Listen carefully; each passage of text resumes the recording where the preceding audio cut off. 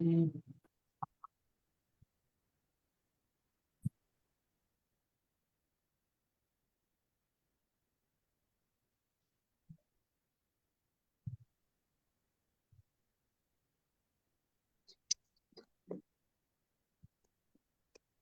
evening, Bhante and all Kalyanamita, Namo Buddhaya and Sukihontu. I'm Aliana and welcome to TRV Friday Sutta discussion by Bhante Dr. Ganggodawila Chandima. Tonight's class is the day 139 of Sutta discussion class, the fifth class of Cūḻakammavibhaṅga Sutta with topic, why are some people influential or have little to or no influence at all, while others are influential or have so much influences. Cūḻakammavibhaṅga Sutta is the 12th sutta that have been chosen by Bhante Chandima for this sutta discussion. In previous classes, Bhante has discussed about Manggala Sutta, Ratana Sutta, Metta Sutta, Sigalowada Sutta, Dhammacakkappavattana Sutta, Sabbasawa Sutta, Patakama Sutta, Patama Samajiri Sutta, Alawaka Sutta, Sutta, Giri Mananda Sutta, and Giri Mananda Sutta, which Bhante has elaborated the sutta in depth. For those who have missed our previous classes, please check on Ti-Ratana Vihara Aman Perdana Clan's Facebook page and YouTube channel. We have uploaded the previous classes there.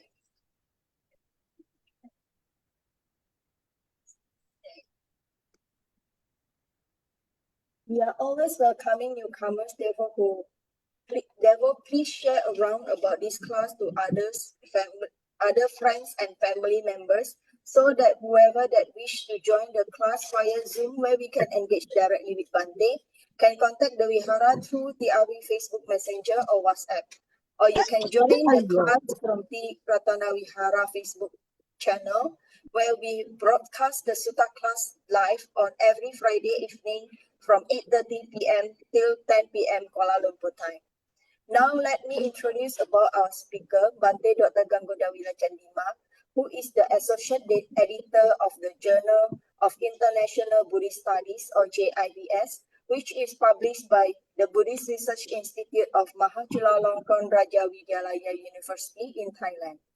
Bhante was previously a research fellow at the Center for Studies in Religion and Society, or CSRS, at University of Victoria, Canada. Bhante Dr. Chandima was also Theravada Buddhist chaplain at the University of British Columbia in Vancouver, Canada, from year 2012 till 2016. Recently, Bhante Chandima has joined Ateneo de Manila University in Philippines as Assistant Professor of Buddhist Philosophy. Bhante is also the Senior Advisor to Sutta, a virtual Dharma organization that hosts weekly online Pali reading class, Sutta discussion, Dharma talks, and a variety of other Dharma activities. His Dharma work can be accessed at www.patisotta.blogspot.com, and we also can follow Bhante at Patisotta Facebook account. Without further ado, we welcome once again Bhante, and as always, thank you very much for the wonderful guidance and teaching. Sadhu, sadhu, sadhu. Thank you, Aliana. Good evening, Dharma friends. Welcome back. We are going to get started our Friday Sutta discussion day, if I'm not mistaken, 129, right? Yes. So we will get started by paying respect to the Sadhu. Sadhu. Namo tassa bhagavatu arahatu samma sambuddhassa. Namo tassa bhagavatu arahatu samma sambuddhassa. Namo tassa bhagavatu arahatu samma sambuddhassa.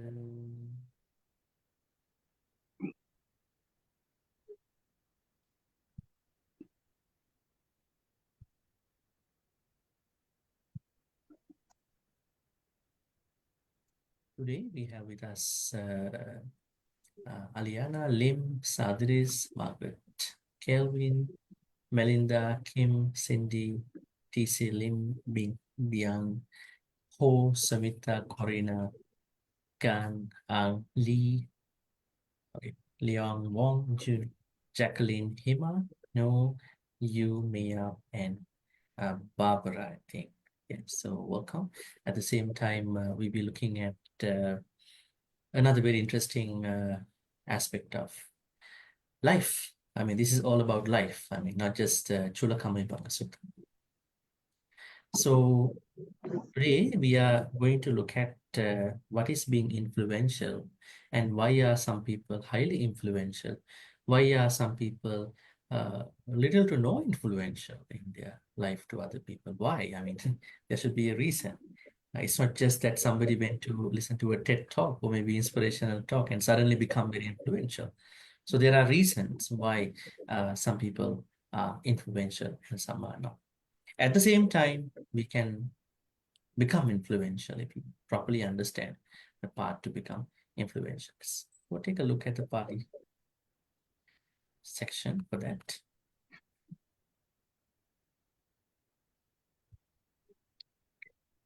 Here.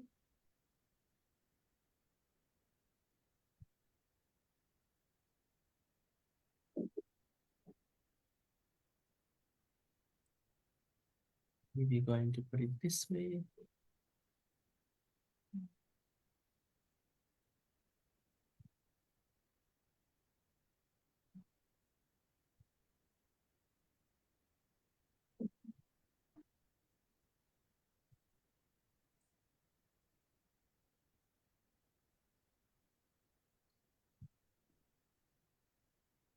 So here. So we are going to ask someone to read this part.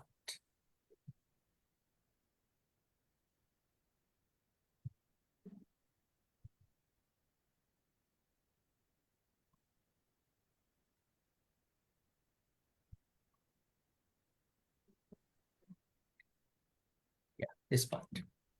So who would like to read this part?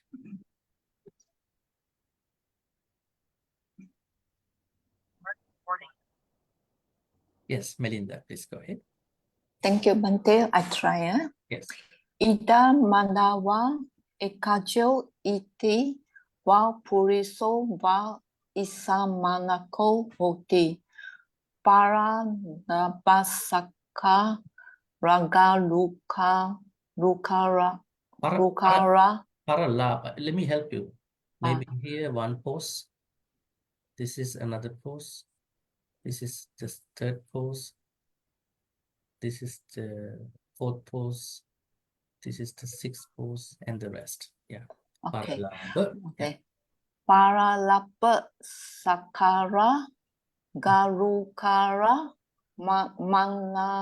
mananawan manana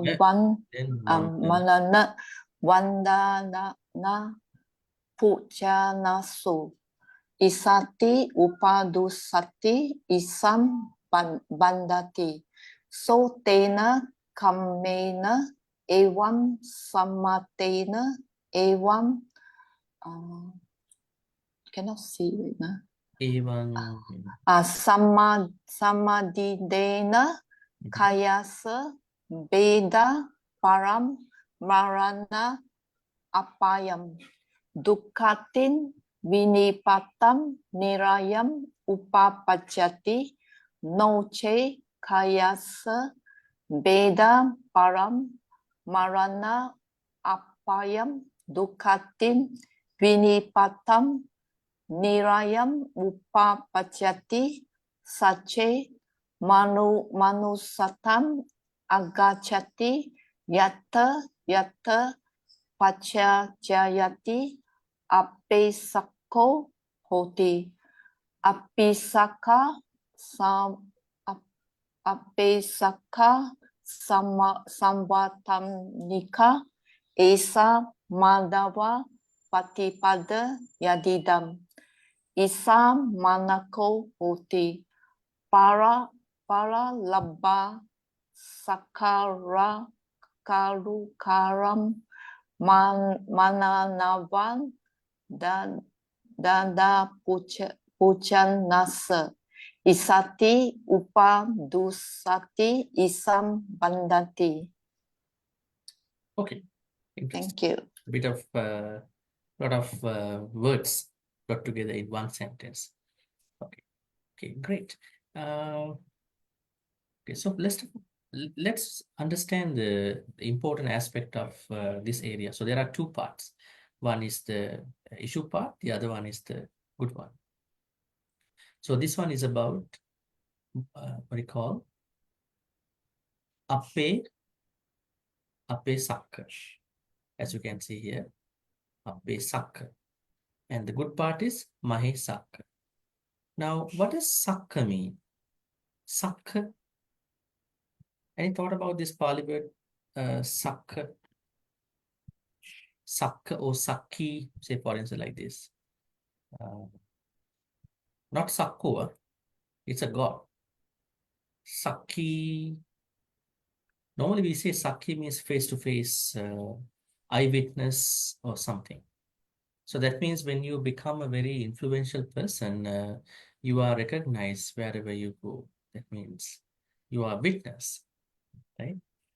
Sometimes you understand that you do a lot of good things, other people might not witness you. Other people might not recognize you. So the word comes in a way that shows a certain eyewitness, face-to-face recognition, right? Say, for instance, someone wants to become influential, someone wants to be in that radar, but the problem is other people will not recognize. So the Pali word sakhi comes in that way. Now, upper sakka, that means less recognized. Mahe sakka, highly recognized. So you could say influential, uninfluential, and influential. Before we get to this point, let me give you a background knowledge. Now, what is the perception of a reputation in Buddhism? Is reputation important in Buddhism? Do we do things to get reputation? Are we looking for public reputation? Are we looking for credits? Is that important? Or what do you think? Have you ever thought that when you are recognized in whatever the way you are doing things within your family, your relationship, what you call parents and children connection, your workplace, perhaps sometime temple, work, maybe other places. Have you ever been inspired in their recognition? Yes, we don't want to be reputed that much, but have you ever been recognized? Right? Say, for instance, there are soldiers who are working tirelessly in a battlefield. And then suddenly the chief person of the country, the president, goes to see the soldiers in that particular war-torn place. Are the soldiers getting moralized because of the president's presence? Are they? They are, right? Oh, he recognized us. He recognized our thing. So that means it seems to be something not very bad. But the problem is if we do engage in every activity with a reputation, that is a problem. I think it's a bonus point. That's why the Buddha asks us to be surrounded with Kalyana Mitra. So every day they are appreciating us. Not that we want them to appreciate us, but we know that they do it for us. Right? It's something like a bonus. We don't have to. But the problem is when you are not properly understanding who to associate, how to make friendships, and then from the beginning onwards, you are expecting someone is to comment on you, someone is to compliment on you, but they are not doing it. And you are becoming very unhappy about it, frustrated about it. Even you are going to give up on the good things. This is the problem. So the Buddhist idea with regard to the reputation is, it's not a demon. It's not a bad thing. Actually, we have to appreciate. The Pali quality for this is mudita, right? Mudita is the appreciative quality. So then why don't we do it? We have to do it for other people, then we will get it. But if we are living and doing things just because we want to get reputed, that could be a certain problem definitely a problem, and by default, it is an akusala, right? So with this understanding, let's get into this subject. Okay. Now the Buddha says here that why some people are not recognized that much, why they are not influential. So when you think about the influence, don't think that this is something you are doing behind the doors, right? Just to bypass the system in a country, right? People do that, right? They are trying to influence other people. They want to put a word on other people, law enforcement. It's not that kind of an influence. The influence means naturally someone's presence, someone's, what do you call, behaving puts lots of good vibes, positive vibes on other people's activities. This kind of an ethical influence on other people. So this is what we want to understand. And there are two things that can matter. Now here Buddha says, sometimes it can come from the previous life, probably for the most part. Some other time it is your mismanaging life. You don't know how to become somebody who is influential. Maybe you are a follower all the time. You are not the leader. There are people who want to follow all the time, but time to time you need to be your own leader as well, right? So then you have to be your own leader. Then only you are going to become that person for the other people. Ida manava ekaccho ittiva purisova issa manako hoti. Now there is a woman or a man who is issa manako hoti. We have to take something in by implied sense. Someone has this issa. What does issa mean? Pali word issa. Jealousy. Envy or jealousy. But the problem is issa manako hoti. We all have jealousy. Do you accept that? We all have it. But the way we manage it is how we going to live without jealousy. We have the jealousy, but we don't have to live with jealousy. What do you think about it? We have anger, but we don't have to live with anger. That management is what the Buddha talks about. Now here it's not issa.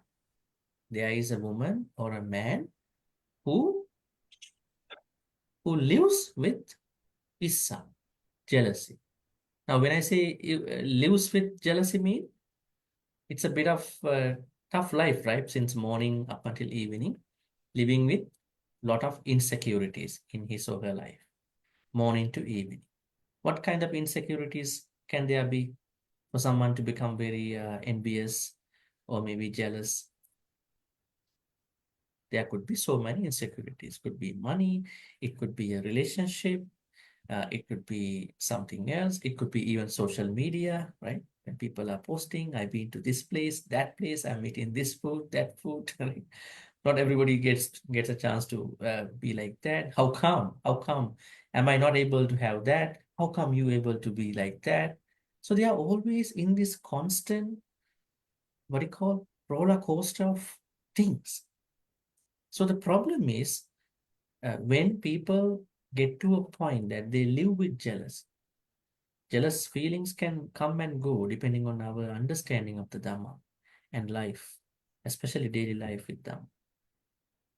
So, issa manaku, manaka is mind, issa mind. If someone is to live with the mind of jealousy, so that means we all have jealousy, but we know we have to de-escalate the level of our jealousy because it's not nice. There are different people who are doing different things. Say, for instance, someone is doing well. Maybe this can be a good wake-up call for somebody, right? Now, say, for instance, moments of time that we were rejected in our life. moments of time that we didn't like what is happening to us. But how many of us have accepted that this change is bringing me a new shape of my life?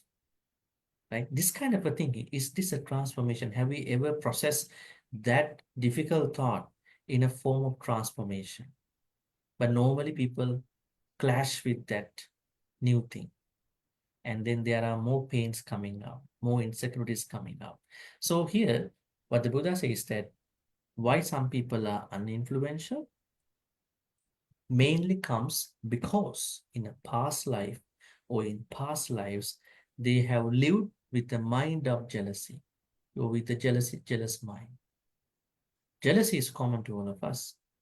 Even a baby, I think few months baby also can be jealous when the new another sibling is coming up, right? So then you might think about how come this baby has not gone to another house as well, not even got to know anybody. But how come he become jealous? Because there is a new brother or sister coming up in mother's womb. Why? It's natural. It's an evolutionary activity, right? Perhaps this could be a survival activity if we contact a neuroscientist, evolutionary scientists, evolutionary biologists. They might explain to us this is an evolutionary activity. But the problem is, what if someone gets to a point that the person is very much hardwired in this jealous mind, living with a mind of jealous? That is the starting point of creating a next life with lots of uninfluential qualities. Okay, that's number one. Then the Buddha actually explained some more activities for why people become uninfluential in the future. Okay, this is a very long Pali word. You can see. Why it's very long? Should it be very long? Why it could have not been given in few words? Paralabha, wait. Paralabha, Sakkara, Garukara, Manana, Vandana, Pujana. So why was it not given in separate words? Why these words are very combined? What is the purpose of that? I think you trouble reading about this thing. What is this? It is because this text or these Pali texts have come down to us in oral tradition. So there were no digitized platforms to keep it. So what the monks did was that they combine everything together, and then it was easy for them to memorize. Right? It's something like that.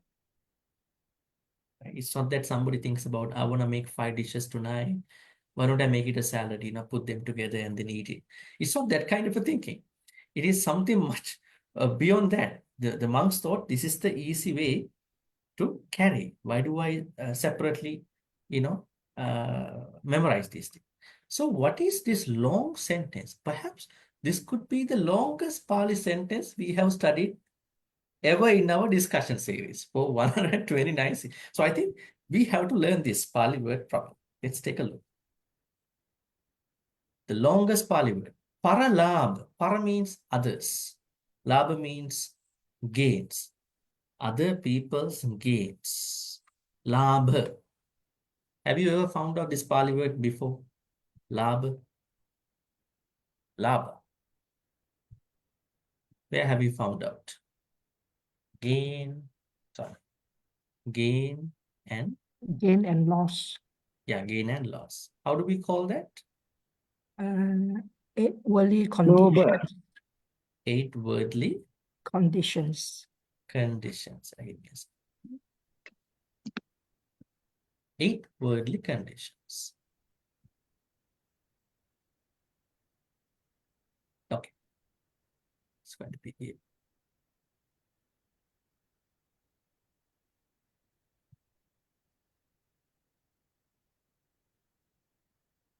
Paralabha. And then Sakkara. Let's see translation over here. Yeah, Sakkara. Sakkara means? Mental formations. Huh? Sakkara? Mental. No, Sakkara. That is Sankara. Oh, sorry. Sankara. Something. Sakkar means honor.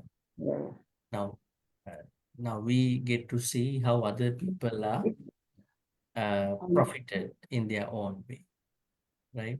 Say, for instance, you watch a YouTube video, then you find out, oh, I was monetized by somebody on this channel. Everybody's monetized nowadays. When you watch a video, you are being monetized. Are you happy if somebody's making money out of your watching? Something to think about, right? We are being monetized even if you watch any kind of video, even all these main apps, even sometimes website traffic, right? All these are part of the monetization. So somebody is being profited. Think about, you are going to buy something, and then the net profit is going to a certain company, right? Say, for instance, people are blaming certain countries about that they are making lots of money out of all of us, because all these developed countries have outsourced their labor force, right? They have outsourced, because if they produce the same pair of shoes in their own country, their citizens cannot afford to buy it. But if they give the same material to another country where there are lots of labor force, and they make lots of shoes, and they can buy even cheaper because labor is very cheap over there. So in that case, are we happy about this outsourcing people? Later on, you understand how come these visitors, tourists are from these countries. We are giving lots of money to these people, right? That's why they can afford to travel everywhere, to anywhere in the world. But we have lots of mudita for everybody. If you want to go enjoy your life, go enjoy your life. We have no problem, right? Because we all are conditioned by the global economic conditions, right? This is what's happening all the time. So here, other people are receiving profits, maybe better than us. It happens. Parala. Now think about the person who has a mind of jealousy. We can't hear you, Bhante. Can you hear me? You can hear me, right? Okay. So the person who has a mind of jealousy is becoming jealous as such, looking at what other people are getting. Second, honor, sakkar. Sakkar means honor. The person, yes. So when some people are looking at other people's honors, what kind of honors are they? Are other people getting more honor than you? Honor that is given by country, maybe society, maybe Can volunteers. you hear clearly, brothers? Yeah, breaking up. No, I can hear. Sister, we can hear clearly. My Yeah. side clear. Bhante, Yeah, My side is clear. I I think can- maybe Bhante. yes, I can hear all of you. Yes. All right. So then honor means that we see that other people are getting honored. So then the person cannot take that state of mind that why other people are more honored than me. That is sakkara. Then garukara. Go back to the Pali word again. Paralabha, sakkara, then garukara. Garukara means respect. Esteem, Respect, right? respect. Okay. Respect. Garukara. So you think that you see other people are more respected for whatever the reasons. Maybe for their money, for their beauty, for their knowledge, for their engagement with the society. But you are also doing something more than them, but you are not equally respected. Why? It might be. But you are noticing that other people are more respected. Then there is another parliament over here that is called Manana. Manana. Manana means, now we understand mana means measuring. Other people are measured or maybe esteemed more than us for in whatever the subjects, in whatever the ways. So you notice that other people are more esteemed, other people are more, what do you call, measured for their worth, right? Maybe you have worth, but your worth is not measured in the same way by other people. Sometimes people measure us, but not the right people, huh? Right? It happens too, right? I mean, you are being measured, sized up by other people, but not the right people. Say, for instance, you are appreciated by many other people outside your family, but your family people don't size you up, measure you out, right? I think it's a different feeling, right? Say, for instance, your many others, maybe friends, co-workers, they give you a certain value in their friendships to you, but you don't get that same thing from your loved ones. If that happens, you feel like, why? What's wrong with me? And this is something what we call manana. And then the last aspect is vandana pujanas. Vandana means, we Veneration. understand. What is it? Veneration. Yeah, veneration or homage. Homage, yeah. Yes. Now, what kind of a person can vandana be regarded here? Normally, we understand Sangha members, they are venerated in their own ways. And at the same time, when you are a good parent, when you are a good person, the people who are under you, maybe your children, they are going to homage, venerate. Even other people, when you are that kind of a person. Veneration is also happening to you, but you see that other people that you have noticed, they are more venerated than you. They are given more homage than you. Why? Then pujana. So puja means offerings, right? Offerings. Are you doing your puja every day in your house? Depends, right? So there are puja part. So are normal people also getting puja from other people? Are lay people getting puja from other people? What do you think about? Angulimala was to give a puja to the teacher, right? Garland of fingers, tribute. So are normal lay people, they're getting some puja from other people? There are, right? There are occasions, there are situations where in terms of gratitude, students give puja to the teacher. What else? Children give puja to their, what do you call? Their parents, right? There are some children, when they make their first salary, get their first salary, they're going to give it to their parents, right? They are doing that. What is that? It's kind of a puja in a way, right? Hard-earned money. And you know, in some places, especially in some Buddhist countries, when they make the first harvest of their paddy field, they are not eating that, they are giving it to the temple, right? It's a puja, right? So anyways, this way there are different types of pujas, right? So why are some people more offered? Why are some people, I think we can take a very interesting one, gift giving. I think we can relate that to this puja part.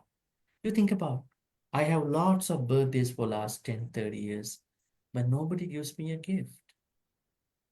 But I know my one friend, even before the birthday, they are sending, and he or she is showing all the gift. You know, I got this from A, B, C, D, E, F. Yeah, look at it. So people will respect me.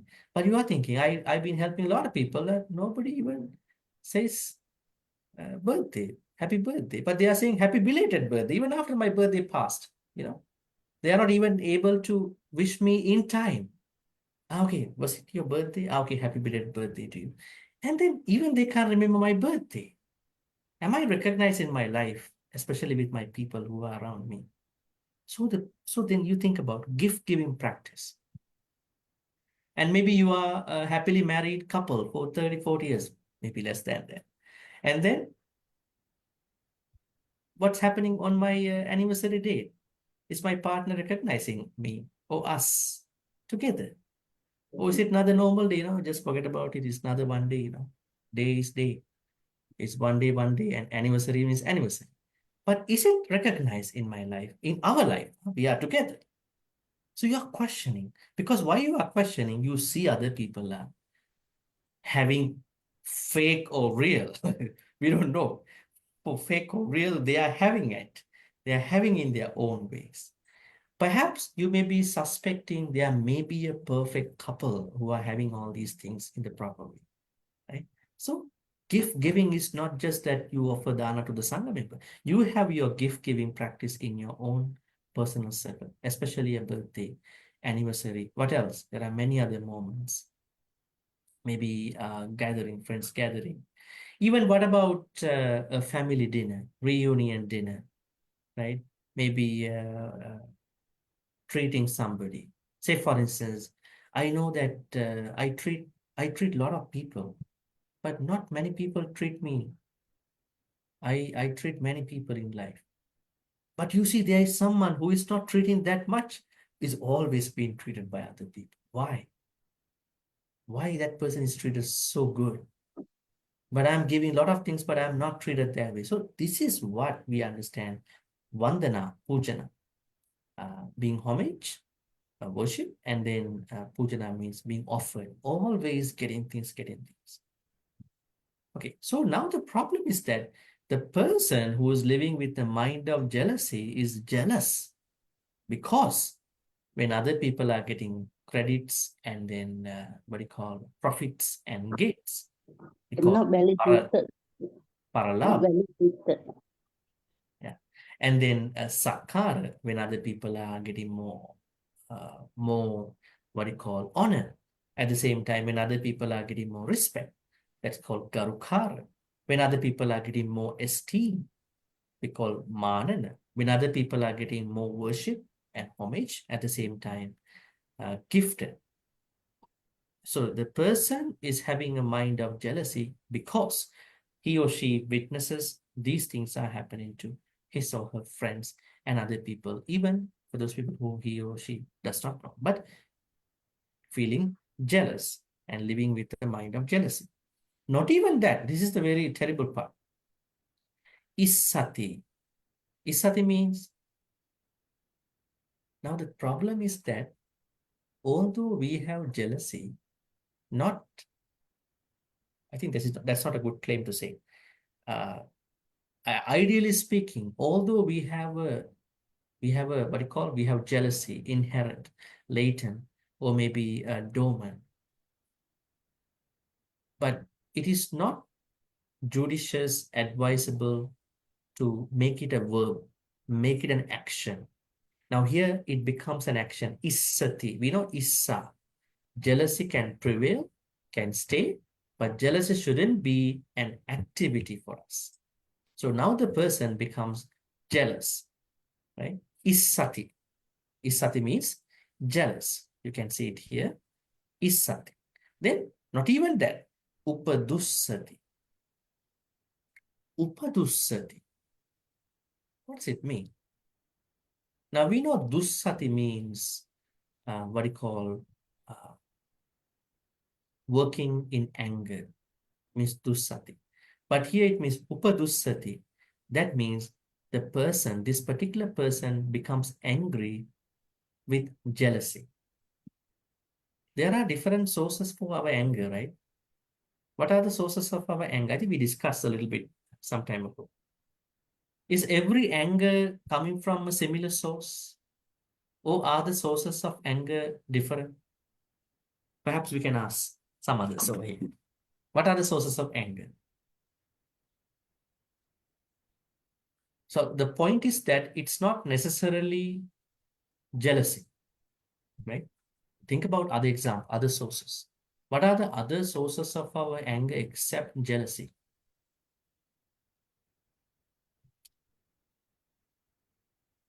Ignorance. Yeah, ignorance is the main cause. That's why we are here. Yes. Probably a little bit simplified version. This is avijja. Because of avijja, we are here. But what are the proximate causes? This is a good answer. What are the proximate causes of this is the father's cause.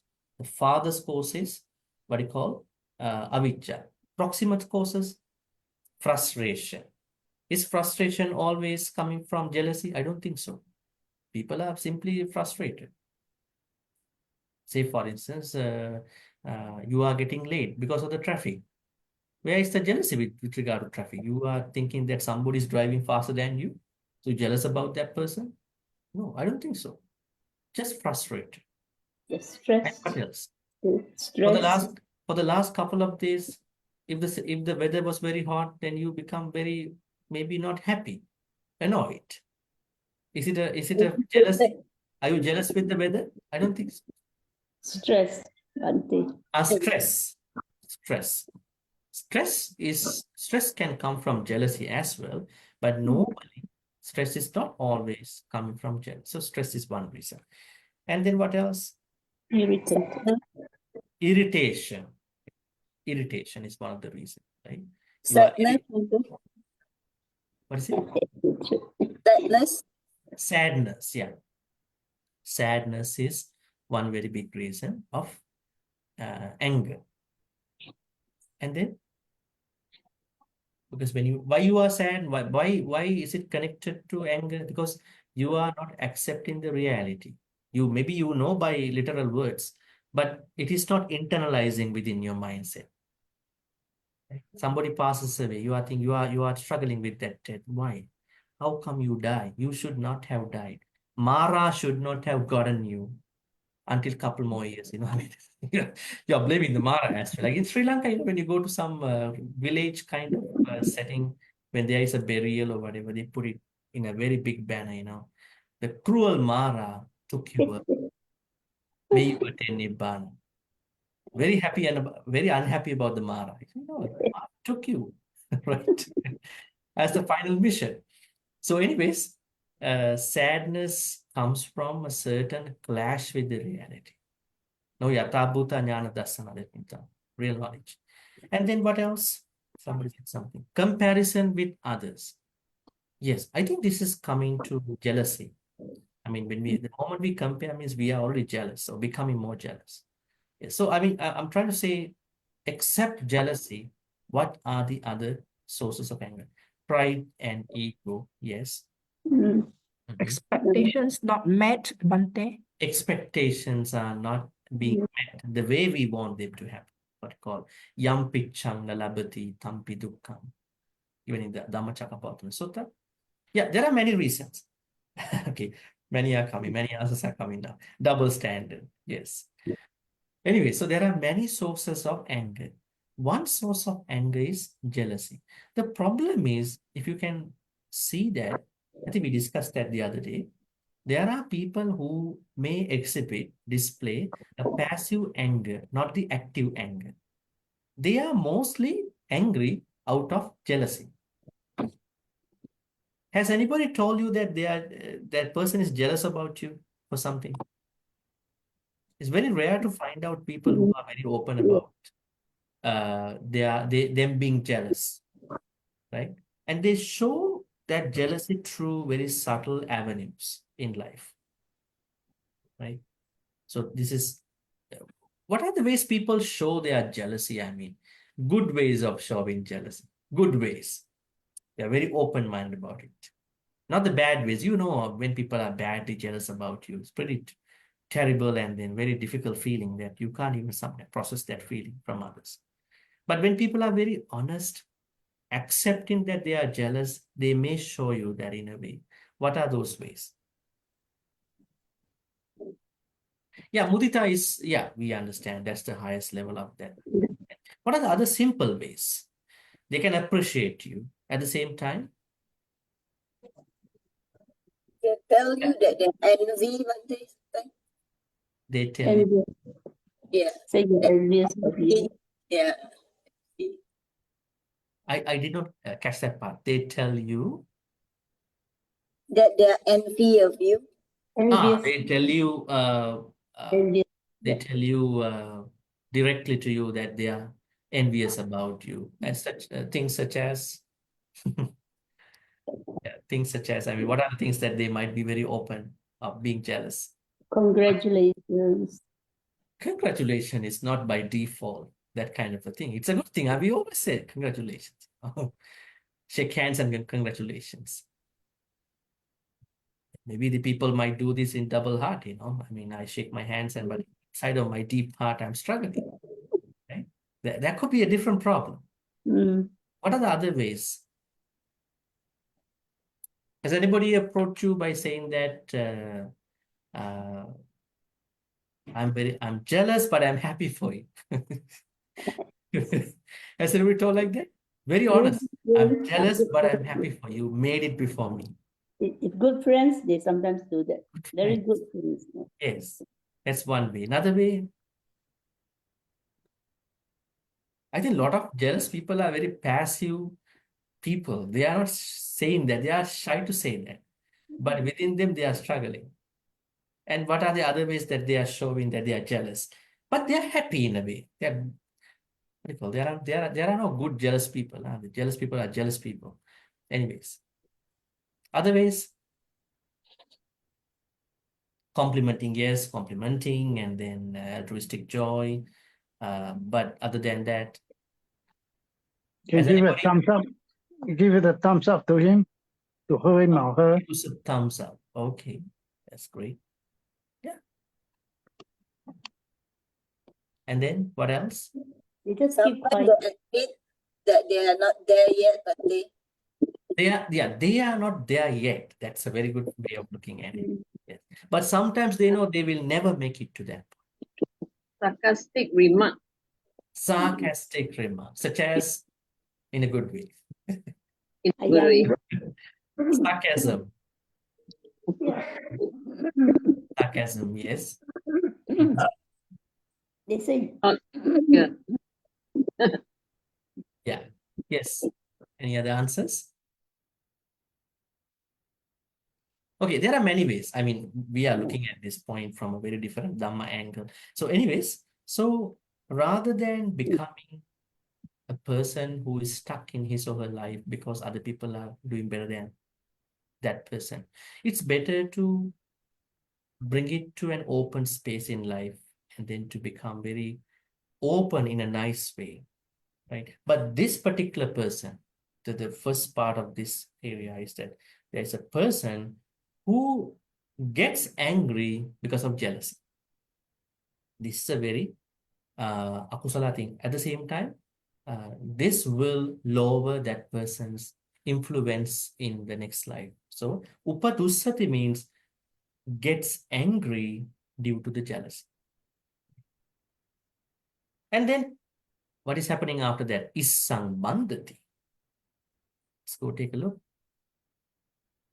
Issang bandhati. Bandhati means bandha.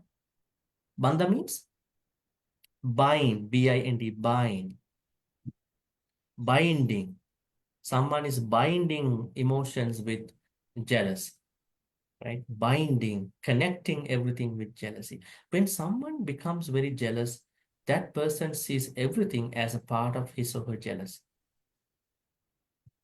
If there's any slight progress that's happening in other person's life, that this person is always taking it as a point of jealousy. So Isang Bandhati means everything else from that point onwards, when that person is jealous, become a part of jealousy.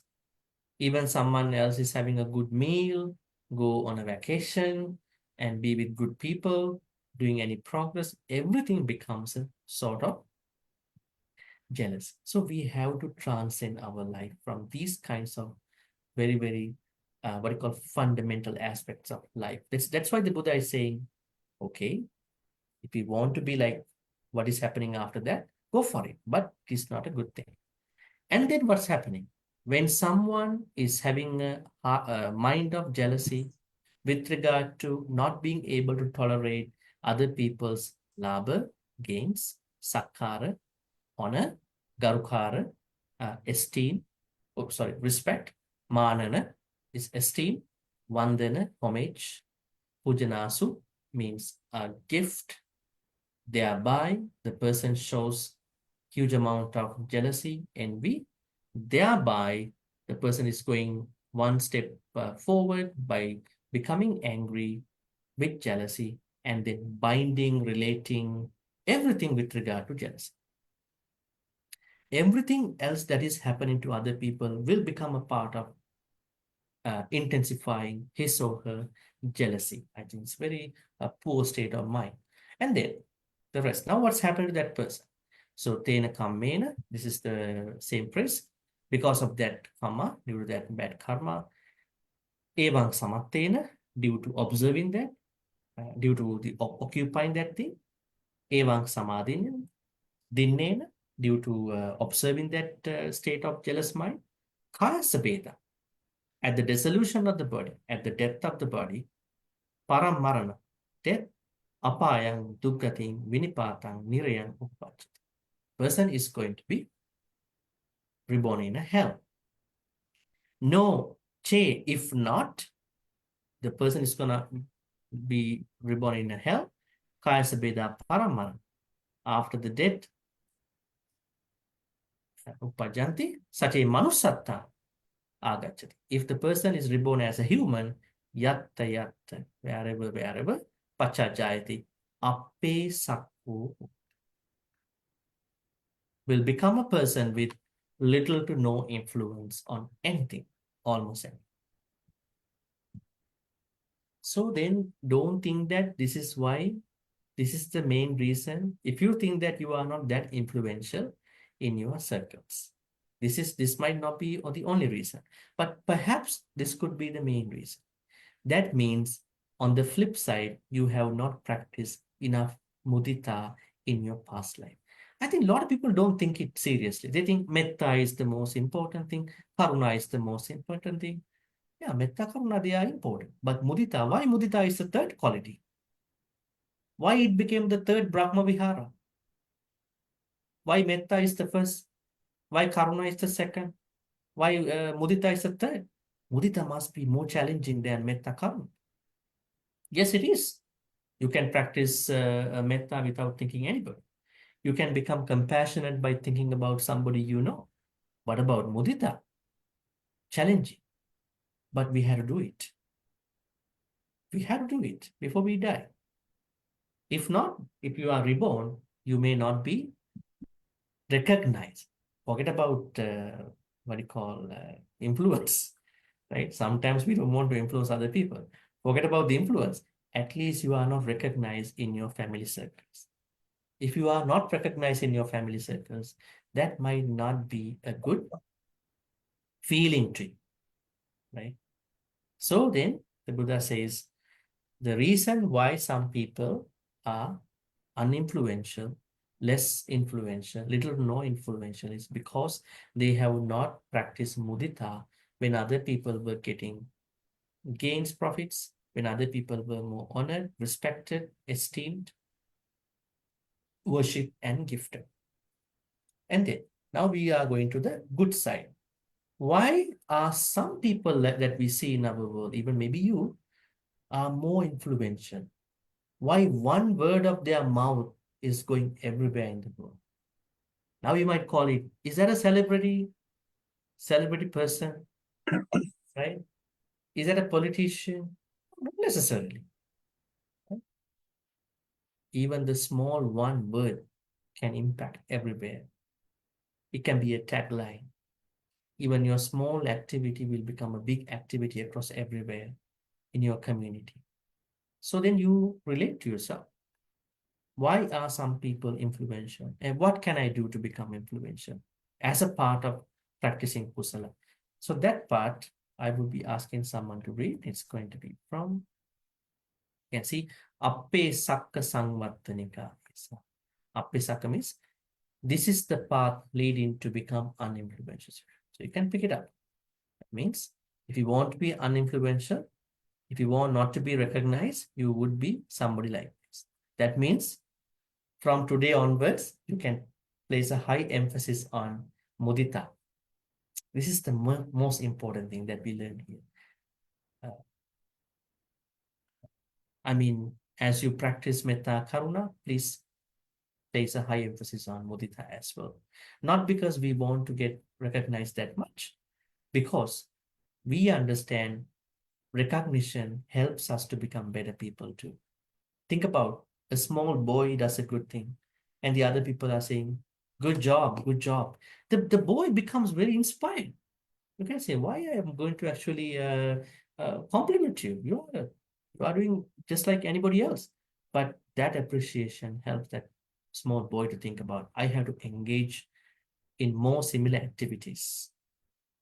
In the same way, when someone is engaging in a good dana activity, dhamma activity, sutta discussions, practicing meditation, we are going to encourage them, inspire them. Writing a dhamma book, learning, even sharing something, anything, we have to appreciate them with a good heart. This will in turn come back to us as a boomerang. It will boomerang us one day, this life, in the lives to come. Okay, so we'll be asking someone else to read from this part. This is the good part.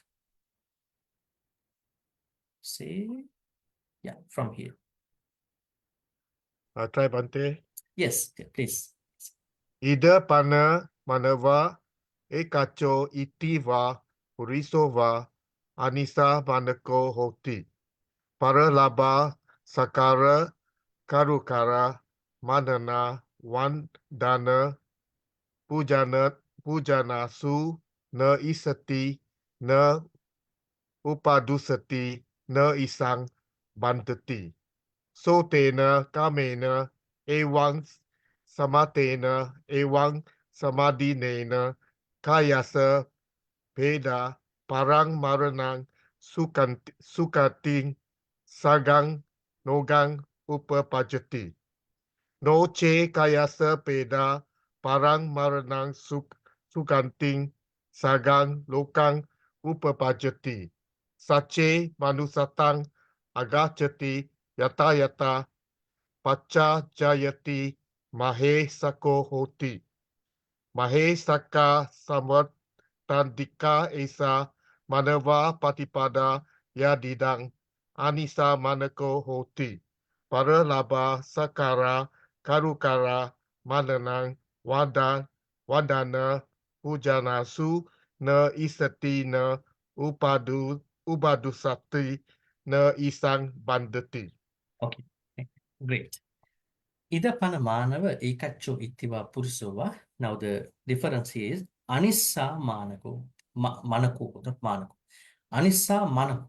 Anissa means mudita. Mudita mind. Someone is to live with the mind of mudita. No jealousy means mudita.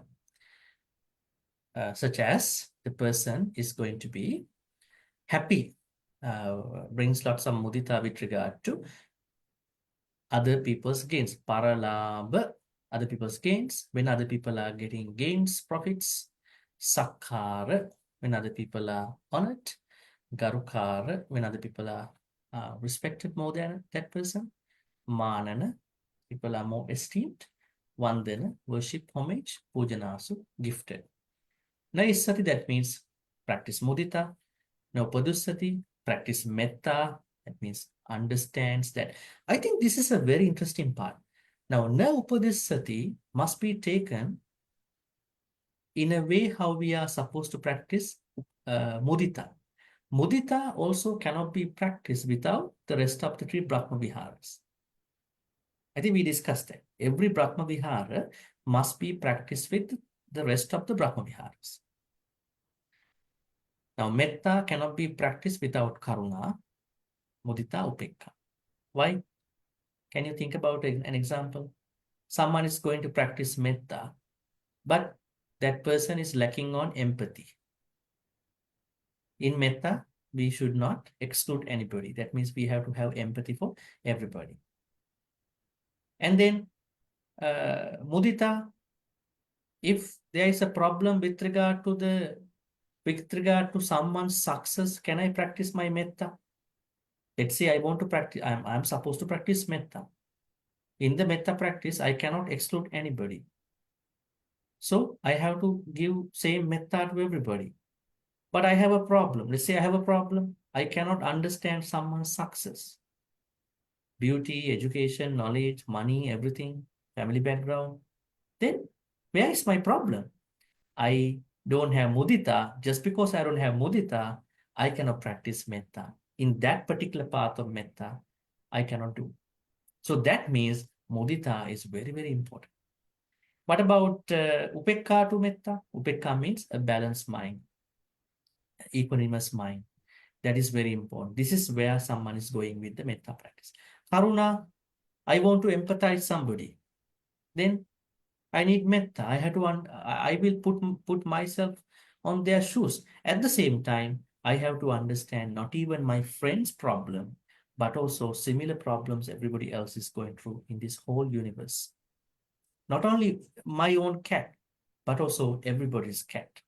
Not only my own family. I should be able to empathize one day, right? And what is the relationship between mudita to karuna? When I empathize, I have to put aside my, what do you call, jealousy. Let's say someone is going through lots of pain, but you understand that is the very person I had lots of jealousy on. Now think about that. There is somebody who you're very jealous of. One day this person suddenly gone through lots of pain, maybe getting a cancer, maybe an accident, maybe the family is going through a big issue. Then what's happening? Now you are supposed to practice karuna, empathy and karuna. But the problem is something is holding you back. What is holding you back? That jealousy that you had before. That means if you had jealousy, you cannot bring compassion, empathy to that particular person. You have to give up jealousy to practice karuna. Upekha, yes, when you want to be compassionate, empathetic, you have to give up thoughts of elation, too much happiness, and then too much sadness, because you have to be in a balanced state. Because you are going to think about somebody who is always in the problem, right? You have to be a bit better than that person, right? And third one is mudita, today's quality. How to practice? Why is metta necessary for the mudita practice? Now there are people who we know and are more successful than us. Are there such people that you know who are more successful than you? Think about a little success. They may become healthier than you. It's not a money problem. There is someone you know in your age who is healthier than you. Does not even complain about anything. Life is always good on that person.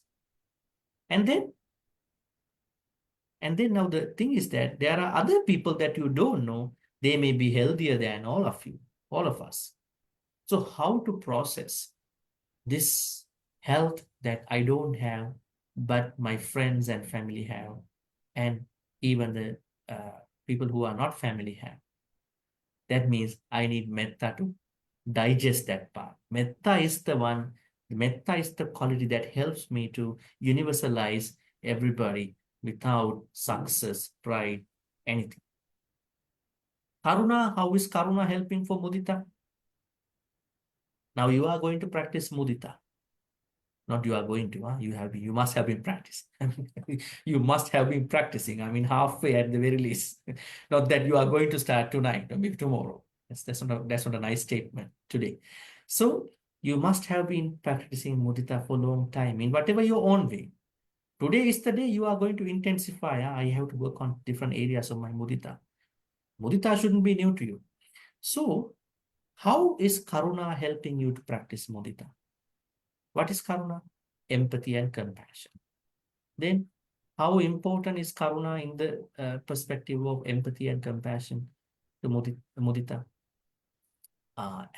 You understand when you look at someone's good health, money, I have to be compassionate for this person. So once I'm compassionate, I'm not bringing up lots of anti thoughts with regard to not being able to accept that person's success.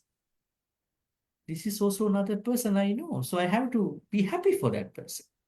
That is a part of karuna. Right?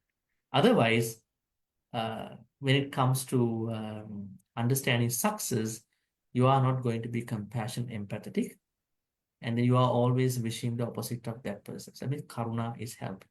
And upekha, when you practice upekha, the balanced mind, you will refer anybody's success, anything success, from the mind of equanimity, upekha. So these are interconnected, interwoven. They circle around. They increase each other in terms of spiritual intensification. They deepen each other. Don't take one or the other. You got to take all the four together. You may start from one, but finally you practice simultaneously. They work hand in hand.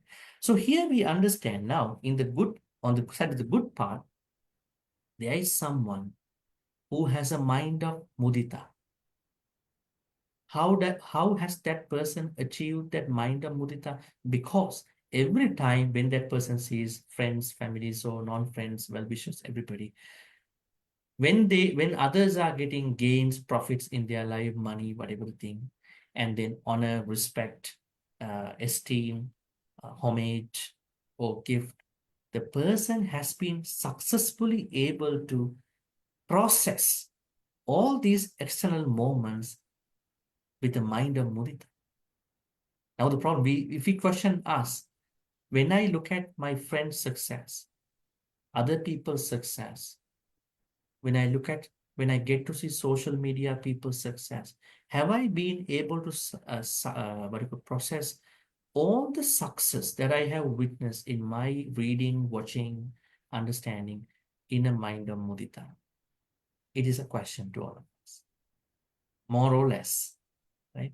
So this particular person has been mostly able to process those moments of what you call success, better than, higher than that person in a form of mudita.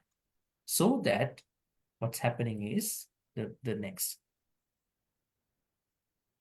Na issati, there can't be any issa, that means mudita, lots of mudita. Na upadussati, the person always stay and work with mudita.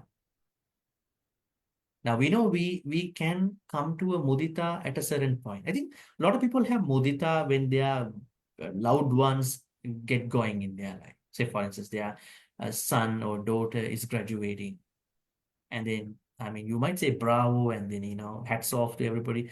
But the thing is that what if you are to look at that somebody else is doing better than your son and daughter and other people, other families? How is that going to work? Think about a family that mother, father always emotionally punishing their children just because someone's family's children doing better than them, right? Think about that kind of an example. And those kinds of failures in understanding success, right? These are the issues that we are seeing in some people's life. So here, this particular person who has been successfully processed all the success he or she seen, felt, understood through life, real life, social media, by hearing from some other people successfully with the mind of mudita. Now work with mudita. Not become mudita whenever they or she they want. Always work with the mind of mudita. So if anybody is emulating, outsmarting, no problem. If you want to go, you go. I understand your success anytime. If you want to go step forward, one step forward than me, I'm happy for you. I can do whatever I can do for you. Not that I want to hold you from that. That mudita mindset is the mindset now this person is actually working with. Think about someone telling you tomorrow, I became a Sakadagami, last night. And how about you? I mean, who can measure that out? Who can? Nobody can say. You go and ask from the monks. They cannot say. They might say, we don't know. Perhaps yes or not. Now, I raise you because I'm Sotapanna. What about you? Maybe you are not even a Chula Sotapanna. You may be Putajjana, ordinary beings. See the pressure that person can bring, even not by saying to anybody, I'm a Sotapanna now. Who can say I'm not a Sotapanna? Then how to understand this kind of a situation? Actually claiming that I'm a Sotapanna is not a necessary thing to say. It is something that you have to understand by yourself. The moment you are saying, I'm a Sotapanna, what about you? That means another sign of Sakkaya-ditthi. Right? Sakkaya-ditthi, ego. I'm better than you spiritually. Forget about money and everything in my life. So that means this, what do you call, jealousy and mudita, it is a very twisted feeling. We have to be very careful. It can come in the form of a good, very moral point of view, right? Okay. And then, not even that, at the end it says, na is sambandhati. Now, earlier, when someone is jealous, envious as such, everything that is happening at that moment, after that, during the process, will become a part of the jealousy. Have you ever seen such people? Say someone becomes very insecure about one's partner. Everything else after that point will become a moment of insecurity. The other person who becomes insecure is going to process everything that he or she is seeing will be a part of jealousy. So we call it binding everything with jealousy. Binding, weaving, binding, enshackling everything with jealousy, right? So the other person is going to ask, when are you going to stop being jealous? When are you going to stop being insecure about me? How can I help you to stop being insecure, right? So the thing is that this person is creating everything with mudita. There's no worry about, nothing to be worried about jealousy. As a result of this activity, so tena kammena, because of this good karma, being occupied with this karma, being observed in this good karma, at the dissolution, breakup of the body, parang marana. Now, I want to ask you something pretty, it's a philosophical matter. Kayasa Beda. Now, why did the Buddha say Kayasa Beda here? The body has to be broken up. So then, this is not for the Devas. Why? Devas' bodies are not going to be broken up. Why? Very interesting. This is given for the humans. Deva, Brahma bodies are not going to break up because their bodies are pretty subtle. Only human bodies are going to be broken up because they are Patavi, Apo, Tejo, Vayu elements going back to their original matters, right? Patavi part of the body going back to Patavi part, solid part, fluid part goes back to the water part, then temperature part goes back to the world temperature, and then the last breath is going to merge back with the whole air. So then this sutta, when you say Kayasa Beda in any sutta, that sutta was given exclusively for the humans, not for the Devas and Brahmas. It's a philosophical thing to understand by reading many suttas. And then Kayasa Beda, Paramarana after the death, Sugating Sadgando. So one of the ways of being reborn in a heaven is that practicing mudita. No che Kayasa Beda Paramarana. If the person was not reborn in the human world, in a hell, sorry, Sugating Saggang Lokam Pajati. What about if the person is not reborn in a heaven, right? If not reborn in a heaven, at that point, the person, such a Manusattanga, coming to be reborn in a human space, Yatta Yatta Pacha Jayati, depending on what kind of human space, Mahesakko Hoti becomes highly influential. Very, very influential person. Mahesakka Sangvattarika Esa. Tadidang Anisam Anissa Manako Hoti. So from today, if you think that you want to be an influential person, the key is practicing mudita with regard to what other people going through. It is not just an additional quality that we practice whenever you are free, whenever you have a good mind. It is the practice that we have to bring in every day. Some people think that some of the good qualities of the Dhamma should be practiced only when they have good time, more time, good mind. No, this should be the commonplace. normal activity, right? Okay, I think we can discuss a lot of other things depending on the time. I may leave you with any Q&A questions. Any questions about today?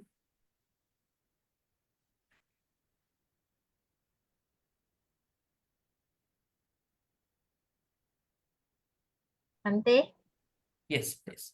mudita is more on the daily, what we call activities, right? Like when your feelings comes up. Yeah, ideally speaking, yes. What have you thought before? It's not a time-specific activity.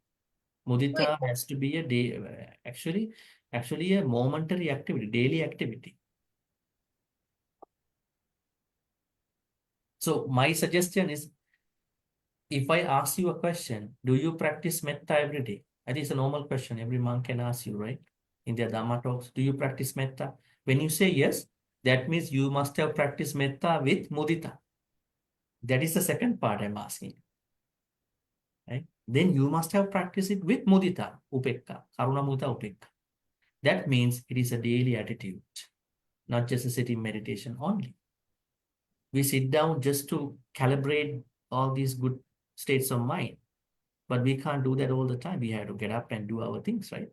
Then every time we act, we speak, we think, let's bring metta, karuna, mudita, upekka together to that wholesomeness, that togetherness of Brahma Viharas. So it's incorporated as one, right? It's an integrated practice, combined practice together. Not when, so that means next time when you practice metta, you need to bring karuna, mudita, upekka to the metta. And because how do I know I practice metta? It depends on my activities, right?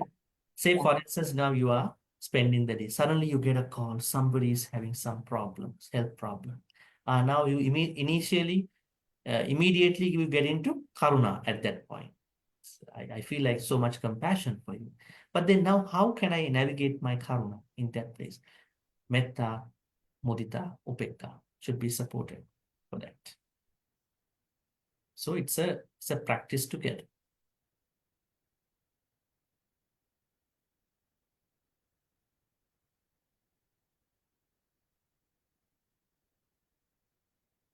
Bhante, for metta, we have Karaniya Metta Sutta.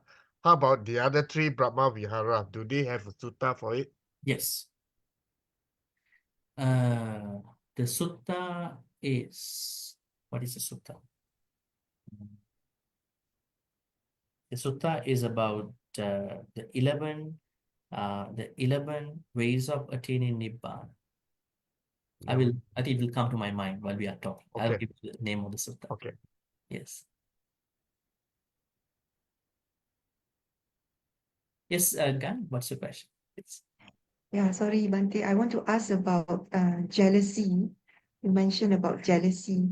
So, how do we capture or stop jealousy? Like when it arises, then we notice it as, oh, this is jealousy, and not to be merged together. Sorry, not to be merged together with it, and we will say that this is just a feeling. I mean, I'm trying to see steps about how to stop jealousy. okay. It's Very just a good. feeling, it's not connected to me, and then just to be aware of that, or how do you? Okay. First of all, I want to share the sutta for TC. The sutta is Attaka Nagara Sutta. Perhaps, what's the number? Majjhima Nikaya. Attaka Nagara Sutta. Majjhima Nikaya 52. Okay, thank you, Bhante. Yeah. This sutta, Buddha says, even metta alone can help you attain Nibbana. Even karuna alone can you help attain Nibbana. Mudita upekka as well. But what if metta, karuna, mudita upekka, they are to be practiced together, because it can help someone to practice well, that practice going well. Okay, so the way how we are going to practice all these Brahma Viharas or any good thing in Buddhism, I think in our Pali class, I already wrote that up. There is a main practice that we have to do all the time. What is it? We call it Indriya Sangha. Indriya Sang. Let me write that for you. This is the thing that we can catch all our negativities that are coming and going. Pali word is Indriya Sang. This is the practice. Now you might ask, then what about Satipatthana? Satipatthana comes after. Satipatthanas or any other practices, all are coming after. So Indriya Samvara is the practice. Now you may ask, what is Indriya Samvara? How does it connect to tackling our negativities such as jealousy? Indriya Samvara means the Buddha always says that the easiest way to tackle, manage our akusala, even the elements of akusala, is trying to nip them in the bud. How to nip them in the bud? When you are able to see how they are being formed, you can see them on the spot, outrightly, you nip them in the bud. Because you know that, okay, this is the way. You have senses on this side, you have sense objects on this side. How many senses we have in our life? 6 senses, and 6 senses are interacting with the external 6 objects. Now, Indriya Samvara means when someone is watching over what is happening to my own senses and how my own senses are interacting with the external things that are coming to my own senses. This activity itself is the best way to tackle all the negativity. Say, for instance, now you are seeing somebody who is more successful than you. Think about someone who's more beautiful. You are thinking that person is more beautiful than you. Okay? You are thinking, maybe not, maybe you are uniquely beautiful, but you think that that person is more beautiful than. How did you get to that point? Let me know. How did you come to that point of understanding someone is prettier than you, more beautiful than you? It is because you have When we seen. feel jealous of the person, No, I'm asking, how did you come to that point, understanding? Because you have seen that person. You have seen in your own eyes. Now you are comparing. I think I'm not beautiful than that particular person. That means your chakku, your eyes were not properly guarded. So that means you are seeing anybody more beautiful than you, but you are not picking up an extreme likeness or extreme dislike about that particular person. Rather, you are able to appreciate that person. We cannot reject that, appreciate it accordingly, but you are not becoming jealous. Why? You are not either liking that much or disliking that much. So Indriya Samvara is the root practice in Buddhism. If you see everywhere, you can see Indriya Samvara is the main practice where you practice Noble Eightfold Path, you practice all these Satipatthanas, meditation. Because Satipatthana, meditation, they all work well only when you understand what's happening to your senses and what are the sense objects that are coming to your senses. That is the point that you can find it out. But what if that you are not able to find it out at that place? You are not that good in that practice. Then you will have to go through lots of other practices, right? And you are looking at it from, that's why some people go and look at, you know, what do you call, dead bodies. Think about it. Navasivatika in the Buddhist Satipatthana. So why do I have to go see a dead body for what? Is my sexual desire not manageable? Where have things gone wrong? Indriya Samvara. My Indriya Samvara is out of control. Then I have to go see back all these things. Yes. So the meditation on 32 body parts, meditation on 9 aspects of a dead body, they were given to somebody who could not take care of their senses. Okay, so the answer is, you asked me the basic, very, very good practice, ideal practice for managing our negativities, that is Indriya Samvara. Right. We will pick up one more question. Yes. Bhante, sorry. Yes. I go into the link of the MN52, but it doesn't say about the other three Brahma Vihara. It's talking about, I mean, I cannot see it. No, you have to read it. Not I, not I not making a glance about the sutta. okay, It have has to go deeper. yeah. I don't see Opeka data. Yeah. Just dive into the sutta slowly. You'll see it. Yes. Suttas don't try to read in one shot, you know. It's a very dangerous thing because you will learn literal meaning of that. Take some time because Yeah. sometimes you think about a very easy sutta, Karaniyametta Sutta. How many times you chant? Mm. You will learn this for whole life, not just from the literal words. How this is happening, working to my personal life every day. So Yeah. just take time. Yeah. Okay. Any other questions?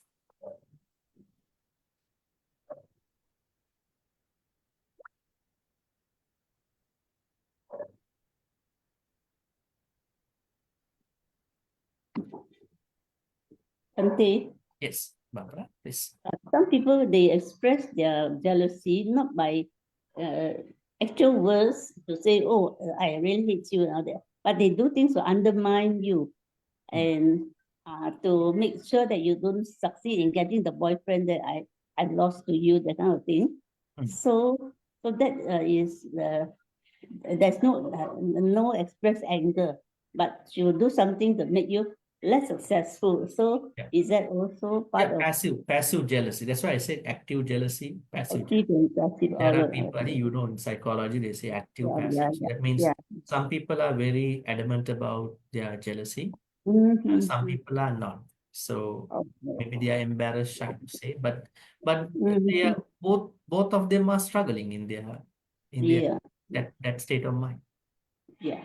So sometimes when you understand that and you feel compassionate towards that person who has so much of jealousy or anger towards you, and you can forgive the person, and is that mudita? Mudita is how we personally look at someone's success. Now, let's say that you want to help out someone who is going through a very hard time due to his or her own jealousy. Maybe you start with being compassionate because you want to be compassionate. You want to help out that person. But the problem then again is how to help that kind of person. The person is not very what you call vocal about it. Perhaps this is what a Dhamma talk can really work. Maybe a personal communication can work out. Think a bigger world. Don't just get stuck in a smaller world. When you learn Dhamma, your world will become a very universalized world. We are helping people to understand uh, success from a larger, bigger perspective. So that kind of approach, it might be different from one to other person. Yeah, coming back to the person who is jealous of you because she got the boyfriend that you didn't. So do I or somebody who lost it feel like no more angry with the person? And is that also an indirect way of feeling mudita, that the person gets the prize, gets the Now, in Buddhism, we understand boyfriends go back, come back, leave us, boyfriend, girlfriends. Now, the person yeah. is, in this case, you understand, you didn't get it, somebody got it. Uh-huh. I'm happy for you. I have to move forward in my life. Yeah. I have to So move it's mudita. Is that called mudita? mudita. It's mudita. Mudita, okay. Yes, because the problem comes to the person that I lost that boyfriend. You got it, is that why I did not deserve for him or her. Mhm. Maybe I might deserve for somebody else much better than everybody. Right? So that means have that faith. That means good things are always coming in double, in multiple form. Yeah. Not that I lose somebody, but I have no anger, no worries about anything. Things happen. I can't change them anymore. I accept. Acceptance with regard to the past and move on. Yeah. Sometimes we It have to fail. We have to fail in our life Yeah. to become more successful. Right? We have to fail. We will lose people. We will, but then the moment that we are rising will be a quadruple. moment in our life. Mm. Okay, maybe we can take one more question if you have, otherwise we will transfer the good karmas. Any questions from others? Bhante, there is in the chat. Is it? Okay. Okay. When I receive bad news, but I don't have karuna feeling, yeah, upekka. Bad news. Yes, I mean, bad news means something that you don't like, you didn't want to understand, you don't want to accept it.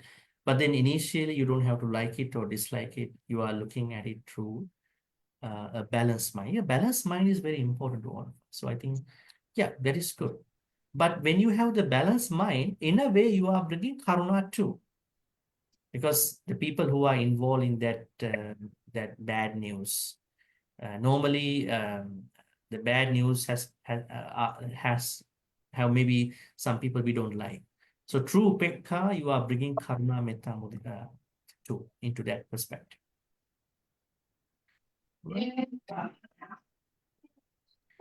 I think you have explained more, right? When I receive bad news about someone's health but don't have a karuna feeling, when you receive a bad news about someone's ill health, you don't have a karuna feeling. Is that what you are saying? I think when okay, I look at it this way. When we hear the news of someone suddenly become unhealthy, we feel like I have to have lots of karuna to understand this person, number one, because I believe he will get better. We never know. It might be, it might not be. So I think when we hear about someone's problems, someone's ill health, I think the first thing that should come out is karuna for that person. I mean, but if I were you in your situation, I don't think I would tackle your way. So more karuna. Karuna is the visible part, proximate quality of Brahma Vihara. Into that, we are bringing metta, mudita, upekka. Okay, I think with that, we are going to transfer the good karmas. So I think hopefully that your mudita practice will go double from today, maybe more than that. So you will become healthier all the time. And then this will eventually help you to become influential in a good way. So with that in mind, we are going to now think about all the good karmas. May all the good karmas we'll be making today be transferred to all the departed ones who passed away in the name of all of us. May they be well and happy. May they attain supreme bliss of Nibbana. Sadhu, sadhu, sadhu. Idami ñāti nang hotu sukhita huntu ñātayo. Idami ñāti nang hotu sukhita huntu ñātayo. Idammi ñāti nang hotu sukhita huntu ñātayo. Devanaga Mahindika. May Devanaga Mahindika receive all these good karmas. May they be well and happy. And may they protect and bless all of us for good health, quality of life, prosperity, and safety. May they finally attain the supreme bliss of Nibbana. Sadhu, sadhu, sadhu. Ittavata amhehi sambhatam punya sampadam sabbe deva anumodantu sabba sampatti siddhya. Ittavata amhehi sambhatam punya sampadam sabbe bhuta anumodantu sabba sampatti siddhya. Ittavata amhehi sambhatam punya sampadam sabbe satta anumodantu sabba sampatti siddhya. Akasattha ca Bhummatta Devanaga Mahidvika Punyantang Anumoditva Chirang Rakkang Tusasanang. Akasattha ca Bhummatta Devanaga Mahidvika Punyantang Anumoditva Chirang Rakkang Tudesanang. Akasattha ca Bhummatta Devanaga Mahidvika Punyantang Anumoditva Chirang Rakkang Tumang Parang Chirang Rakkang Tupan Sadati. Finally, we are going to make our Dhamma wish. Our Dhamma wish is to be surrounded with Kalyana Mitras like us, like-minded people who want to learn more Dhamma at the same time, practice more than what we learn all the time, and then become Kalyana Mitras to as many individuals as we can find out in our life all the way today. Imina punya kammena mami bala samagamo satang samagamo hotu yavani nibbana pattaya.